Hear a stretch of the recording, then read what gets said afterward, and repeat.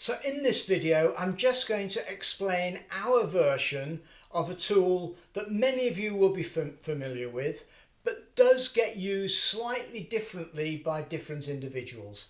It's called the Swot tool. It's a great tool, a very simple tool, very simple to explain. The power is going to be in how we actually use it. It's normally used during the situation analysis phase of planning, particularly at the end of the situation analysis, where we're trying to summarise and gain an overall picture of the situation that we're in. So let me explain the tool and then I will give you a very simple example.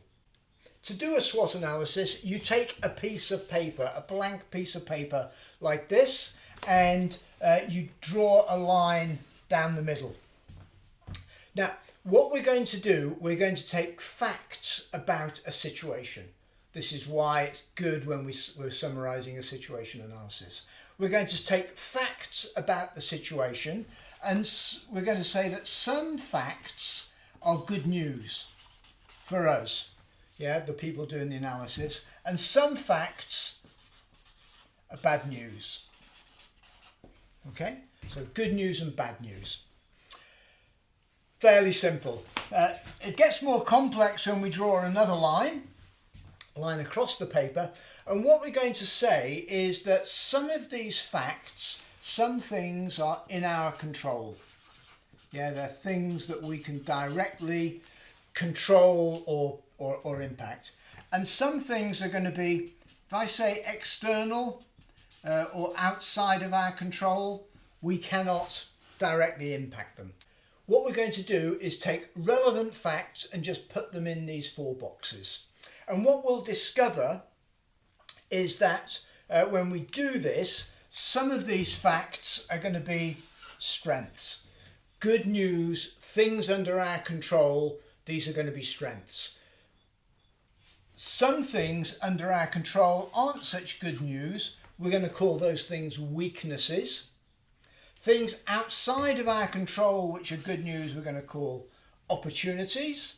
And then threats are, again, things outside of our control, which are bad news. So this is a SWOT analysis. If we're doing this in, say, a business plan, then maybe strengths and weaknesses are going to be things like how our revenues are performing, the strength of our sales team. We might have experience, or we might have juniors, and we might have well-motivated people, or we might have some issues. We will think about the external environment, the economy. Is it good or bad for us? Is it an opportunity or a threat? What are competitors doing? We can't directly control specific competitors, so some of them may be declining, which would be an opportunity. Some of them may be having some really nice propositions coming to market, so they're going to be threats. If it's an account plan, then maybe things like our relationships are going to be under our control. We're going to have some good relationships, I hope, which are going to be strengths. We maybe have some people where we've got poor relationships or no relationships. Those would be weaknesses. When we think about external, again, we can think about competitors. We can think about the organisation itself. Is it going through a reorganisation or a merger and acquisition? Is that good news for us or bad news? So some judgment may be required in some of these cases. One of the things I would encourage you to think about is to be clear about what you're doing a SWOT on. So let's assume you're a sales manager doing a SWOT on the state of your sales business. One of the facts that you may think is relevant to your plan is maybe your company image, the perception that people have of your company in the marketplace. Now, there's a temptation to say that image for a sales manager running a sales business is, it's clearly good news if you have a good image. It's bad news if the image is getting worse. But is it a strength and weakness, i.e. under your control, or is it an opportunity or threat outside of your control? I would contend, if you're the managing director, it's up here. Yeah, but if you're a sales manager, it's down here. Image is not something that you control directly, so it's going to be down here, which means you can't impact it in your strategies and tactics. What you'll want to do is, with opportunities, is there something you can do in your sales plan to take advantage of it? Or if it's bad news, if your reputation is not great in the market, what are you going to do to get around that? Now, I said I'd give you a very simple example just to illustrate it. So the example I'm going to use is, let's assume that you were running a small, very specialized sales management development business, and you decided to do a SWOT on this business. So you may come up with a number of relevant facts. The first fact that you might come up with is that you have some great references, that you've worked with major organizations, with some really good individuals who will say really nice things about you. So, hopefully we would all agree that's good news. It's something in our control because we've worked hard to achieve that. So that's going to be a strength. With a strength in my sales plan, for example, how am I going to capitalize on that?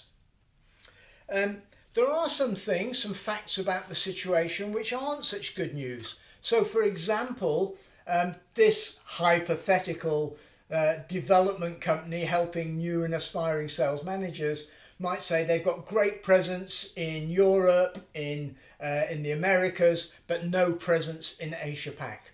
So given what they're trying to achieve, that's not such good news, it's bad news, and it is under their control. Yeah, it's just they've chosen to maybe invest in other things rather than invest in the Asia Pac region for the moment. So that's a weakness. And in the plan, you decide, okay, so do I just accept that? Do I do something about it? Do I have a workaround? Another fact maybe about this situation is that the clients and potential clients for this organisation are facing tough times. It is true in many markets. Now, is this good news or bad news? Well, actually, if you're helping people to improve the capability of their sales managers, this is probably good news for you. It means there is some demand out there, but it's not under your control. So, we need to think about, we can't impact that directly, but we can take advantage of that as an opportunity. Another fact, however, maybe resulting from this is that many of your clients and potential clients are facing budget cuts. So that's a threat. What are you going to do about it? Do you need to do something about pricing? Do you just accept it? Do you have a workaround? Whatever. Another fact about this organisation, maybe the guy who runs it, maybe his wife is an artist. Now, why am I raising this? You might say. Well, the point is that when you do a SWOT analysis, you'll find out certain facts, but they're just not relevant. Now, I could tear this up and throw it away. More likely, I'm just going to park it somewhere because it's not relevant for now, but maybe it's something I can do something about in the future. So, just a very simple example, just designed to illustrate the difference between strengths, good news under our control, weaknesses, again, things we could do something about directly, but today are bad news. Opportunities, things external to us where we need to decide, are we going to capitalize on this? And threats, again, outside of our control. We can't impact this, but we can work around it somehow. We'll go into more detail about how you can use SWOT in specific modules around particularly sales planning and account planning. But as always, if you have any queries, any comments, please don't hesitate to get in touch.